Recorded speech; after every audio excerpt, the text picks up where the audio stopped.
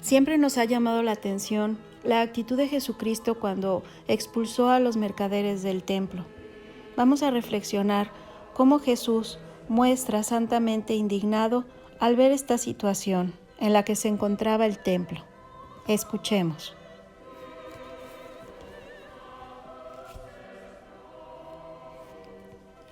Hay una historia que se nos narra en un pasaje del libro de los Macabeos, cuando Judas y sus hermanos, después de vencer a los enemigos, decidieron purificar y renovar el santuario del Señor. Nos dice así que había sido profanado por los gentiles y por quienes no habían permanecido fieles en la fe de sus mayores. Allí se dirigieron llenos de alegría, con cánticos, con arpas, con liras y con címbalos, y se postró todo el pueblo sobre sus rostros y adoraron y bendijeron a Dios. Así celebraron durante 8 días la dedicación del altar y ofrecieron con gran júbilo holocaustos, sacrificios, acción de gracias y de alabanza. Adoraron la fachada del templo y la adornaron con coronas de oro, con escudos, y dedicaron las puertas y las cámaras de los ministros. Así hubo una gran alegría en el pueblo y fue quitado el oprobio de las gentes. Judas Macabeo determinó que se celebrase ese día cada año con gran solemnidad. El pueblo de Dios, después de tantos años de oprobio, manifestó su piedad y su amor a su Dios con un júbilo desbordante.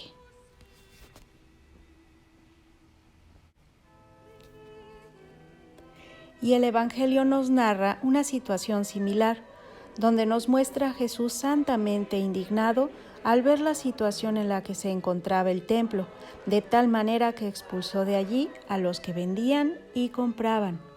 En el Éxodo, Moisés ya había dispuesto que ningún israelita se presentase en el templo sin nada que ofrecer. Para facilitar el cumplimiento de esta disposición a los que venían de lejos, se había habilitado en los atrios del templo un servicio de compra-venta de animales para sacrificios y de otras cosas, y terminó siendo un verdadero mercado de ganado para el sacrificio. Lo que en un principio pudo ser tolerable y hasta conveniente, se había degenerado de tal modo que la intención religiosa del principio se había subordinado a los beneficios económicos de aquellos comerciantes que quizá eran los mismos servidores del templo. Este llegó a parecer más una feria de ganado que un lugar de encuentro con Dios. El Señor, movido por el celo de la casa de su Padre, y por una piedad que nacía desde lo más hondo de su corazón, no pudo soportar aquel deplorable espectáculo. Los arrojó a todos de allí con sus mesas y sus ganados. Jesús subraya la finalidad del templo con un texto de Isaías bien conocido por todos: «Mi casa será casa de oración». Y añadió: «Pero vosotros habéis hecho de ella una cueva de ladrones».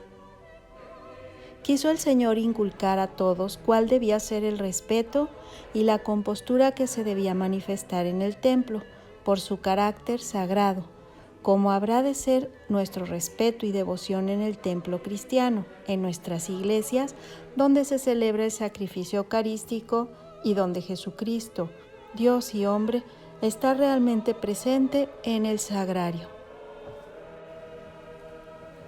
San José María Escrivá nos aconseja: hay una urbanidad de la piedad. Aprendedla. Dan pena a esos hombres piadosos que no saben asistir a misa, aunque la oigan a diario, ni santiguarse. Hacen unos raros garabatos, llenos de precipitación.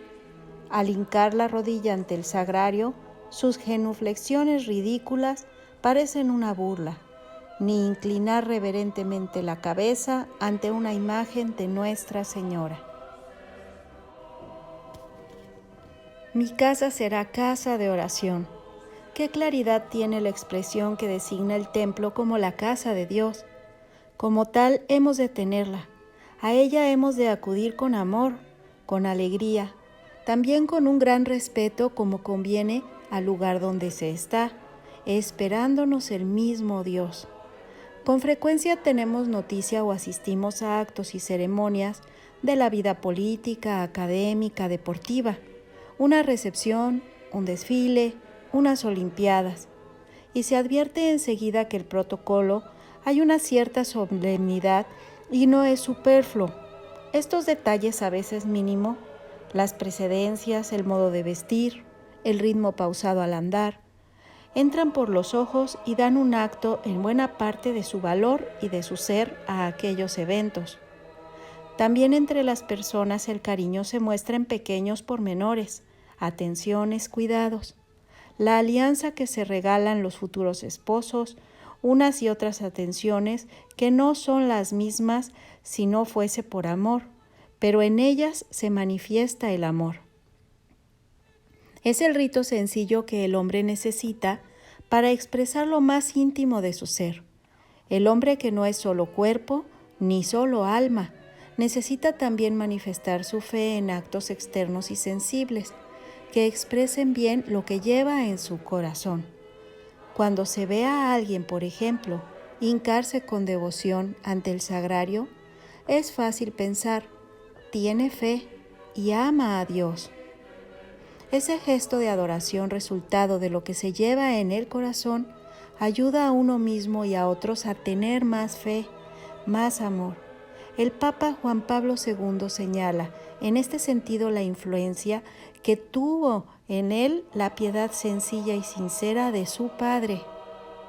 El mero hecho de verle arrodillarse, nos contaba Juan Pablo II, tuvo una influencia decisiva en mis años de juventud.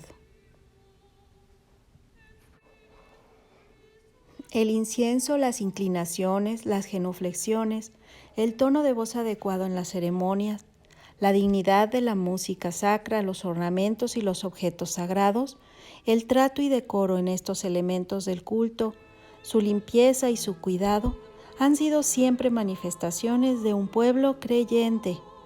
El mismo esplendor de los materiales litúrgicos facilita la comprensión de que se trata, ante todo, de un homenaje a Dios.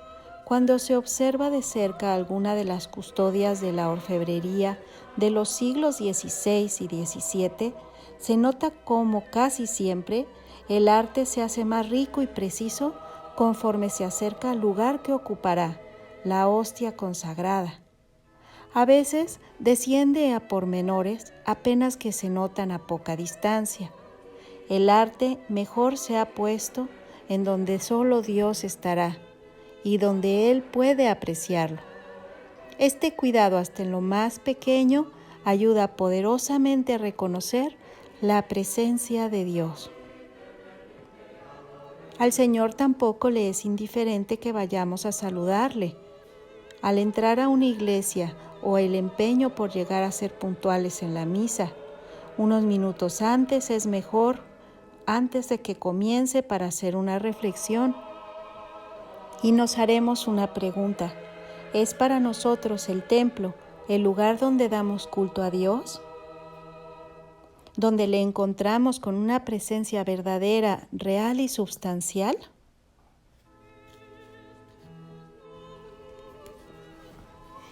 Gran parte de las prescripciones que el Señor comunicó a Moisés en el Sinaí tienden a fijar hasta en sus detalles la dignidad de todo lo que se hacía referente al culto. Así señala cómo ha de construirse el tabernáculo, el arca, los utensilios, el altar, las vestiduras sacerdotales, cómo han de ser las víctimas que se ofrezcan, qué fiestas deben guardarse, qué tribu y qué personas han de ejercer las funciones sacerdotales. Todo estaba bien dispuesto. Todas estas indicaciones muestran que las cosas sagradas están unidas de una manera especial a la santidad divina. En ellas el Señor hace valer la plenitud de sus derechos. En aquel pueblo tentado tan frecuentemente por ritos paganos, Dios trató siempre de influir en un profundo respeto por lo sagrado, y Jesucristo subrayó esta enseñanza con un espíritu nuevo. Precisamente el celo por la casa de Dios, por su honor, por su gloria, constituye una enseñanza central del Mesías, que Cristo realiza al arrojar enérgicamente los mercaderes del templo. En su predicación insistía que el respeto con que deben tratarse los dones divinos, en ocasiones con palabras muy fuertes: no deis a los perros las cosas santas, no echéis vuestras perlas a los cerdos. Hoy asistimos a muchos lugares en un ambiente de descristianización. Estas actitudes late una concepción atea de la persona, en la cual el sentido religioso de la naturaleza ha infundido en los hombres para ser considerado como pura ficción o imaginación, y que debe por tanto arrancarse del espíritu por ser contraria absolutamente al carácter de nuestra época y al progreso y a la civilización. A la vez vemos cómo crecen incluso entre las personas que se llaman cultas las prácticas adivinatorias, el culto desordenado y enfermizo a la estadística, a la planificación. Hay una incredulidad que sale por todas partes, y es que en lo íntimo de la conciencia, el hombre ya busca la existencia de alguien que rige el universo, pero que no es alcanzable por la ciencia, no tienen fe y por tanto prefieren las supersticiones. La Iglesia nos recuerda que solo Dios es nuestro único Señor. Ha querido determinar muchos detalles en las formas del culto que son expresión de honor debido a Dios y de un verdadero amor. No solo enseña que la Santa Misa es el centro de toda la Iglesia y de la vida de cada cristiano. Ha querido además que nuestras iglesias sean veneradas como verdaderas casas de oración. Ha dispuesto que los templos estén abiertos en horas convenientes para que los fieles puedan acceder fácilmente a orar en el Santísimo Sacramento en el Sagrario. Ha señalado, lo que ha sido práctica constante a través de los siglos, el sagrario que ha de ser sólido, que ha de estar en un lugar destacado y a la vez recogido, para que los cristianos puedan honrar al Santísimo Sacramento. Ha de saberse con signos claros que al entrar en el templo, en donde está el sagrario, se debe de tener mucha reverencia. Vemos que el sagrario está cubierto ordinariamente por un velo y que debe arder constantemente en el altar del sagrario una lámpara cerca. Estos detalles son en primer lugar manifestaciones de amor y de adoración a Jesucristo. Todos los fieles sacerdotes y laicos hemos de ser tan cuidadosos del culto y del honor divino que puedan con razón llamarse celosos más que amantes, para que imiten al mismo Jesús, de quien son estas palabras: el celo de tu casa me consume.